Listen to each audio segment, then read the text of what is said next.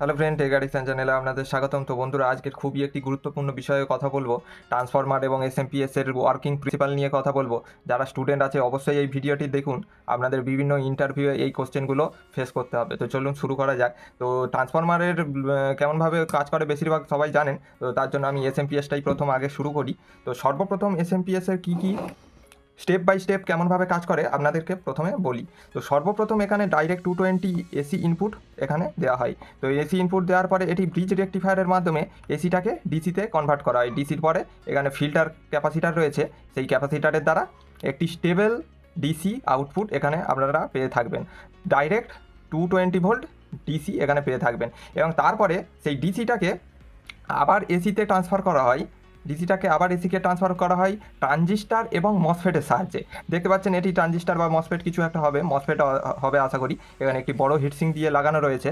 আর এসিতে ডিসি থেকে আবার এসিতে কনভার্ট করা হয় এবং হাই ফ্রিকোয়েন্সিতে কনভার্ট করা হয়, অর্থাৎ 20 কিলো হার্টজ বা 100 কিলো হার্টজ এরকম ফ্রিকোয়েন্সিতে এসিতে কনভার্ট করা হয়। আগে ছিল 220 ভোল্ট এসি 50 বা 60 হার্টজ, সেটাকে এখানে কনভার্ট হচ্ছে 220 kilohertz to 100 kilohertz. তো অনেক হাই ফ্রিকোয়েন্সি এখানে কনভার্ট হচ্ছে। তো তারপরে এসি কনভার্ট করার আরেকটা উদ্দেশ্য হচ্ছে গিয়ে এই এসিটাই আবার এখানে ট্রান্সফরমারে ইনপুট দেওয়া হয়। আর এই ট্রান্সফরমারের কাজ হলো ভোল্টেজ নির্ধারণ করা। যেহেতু এখানে ট্রান্সফরমার যেহেতু এসি ভোল্টেজেই এইটি ওয়ার্ক করে, তো তার জন্যই এই হাই ফ্রিকোয়েন্সি এবং এসিতে কনভার্ট করা হয়েছিল। তো তারপরে এখানে ট্রান্সফরমারটি ভোল্টেজ নির্ধারণ করে, আর ডাইরেক্ট 220 হাই ফ্রিকোয়েন্সি এসিটা এখানে লো ফ্রিকোয়েন্সি বা স্টেপ ডাউন বা স্টেপ আপ হিসাবে এই ট্রান্সফরমারটি কাজ করে। তো এখানে দেখতে পাচ্ছেন আমার এটি 24 ভোল্ট 2 অ্যাম্পিয়ার। তো সেই হিসেবেই এই ট্রান্সফরমারটি এসি ইনপুট নিয়ে আবার এসি আউটপুট দেবে। যেহেতু 24 ভোল্ট, এখানে 24 ভোল্টই দেবে। এই ট্রান্সফরমারটির কাজ হলো স্টেপ আপ বা স্টেপ ডাউন নির্ধারণ করা, ঠিক আছে, ভোল্টেজটাকে নির্ধারণ করা। তারপরে এই এসি ভোল্টেজটিকে আবার ট্রানজিস্টার বা রেকটিফিকেশানের পরে আবার স্টেবল ডিসি বানানো। আর এই স্টেবল ডিসিটি আমরা ওয়ার্কে নিই আর কি, আমাদের অ্যাপ্লিকেশান অনুযায়ী আমরা এর কাজে লাগাই। তো এই হচ্ছে কি একটা এসএমপিএসের একটি বেসিক ওয়ার্কিং প্রিন্সিপাল। এবার পারপাস অনুযায়ী বিভিন্ন মডিফিকেশান এসএমপিএসের মধ্যে থেকে থাকে। তো এটি হচ্ছে কি বেসিক ইনফরমেশান, ঠিক আছে। আর তারপরে আসছি ট্রান্সফরমার। তো ট্রান্সফরমার আপনারা ভালোভাবেই জানেন যে ট্রান্সফরমারের দুটি কয়েল থাকে বন্ধুরা, প্রাইমারি কয়েল এবং সেকেন্ডারি কয়েল।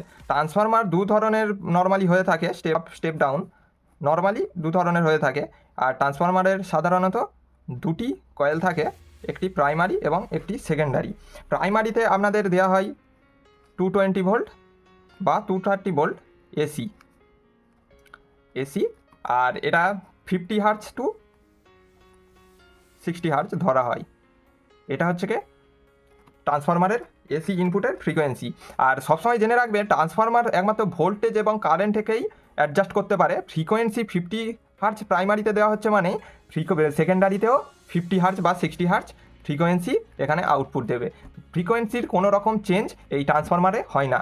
আর তারপরে আসছি, এই প্রাইমারিতে যখন আমরা 220-তে দিই, 220 ভোল্ট এসি দিই, এখানে ইলেকট্রোম্যাগনেটিক ইন্ডাকশান এখানে ক্রিয়েট করে। আর ইলেকট্রোম্যাগনেটিক ইন্ডাকশান যেহেতু ক্রিয়েট করে, এর সাইডে ইএমএফ ক্রিয়েট হয়, ঠিক আছে, ইএমএফ অর্থাৎ শর্টকাটে ইএমএফ।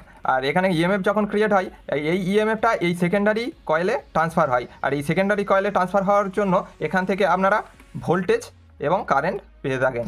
আর ভোল্টেজ আর কারেন্টের এটি মিল হলো সেকেন্ডারি কয়েলের যত টার্ন সংখ্যা বেশি থাকবে, অর্থাৎ টার্ন সংখ্যা দিয়েই ভোল্টেজ মেজার করা, অর্থাৎ টার্ন সংখ্যা দিয়েই আপনারা ভোল্টেজ বেশি কম করতে পারেন। এবং যত কারেন্ট নেবেন তত বেশি গেজের এসডাব্লিউজি অর্থাৎ স্ট্যান্ডার্ড ওয়্যার গেজের তার এখানে ইউজ করতে হবে। আর ট্রান্সফরমার যে আপনারা জানবেন ফ্যারাডেজ ল হিসাবে কাজ করে। তো এই হলো ট্রান্সফরমারের ওয়ার্কিং প্রিন্সিপাল।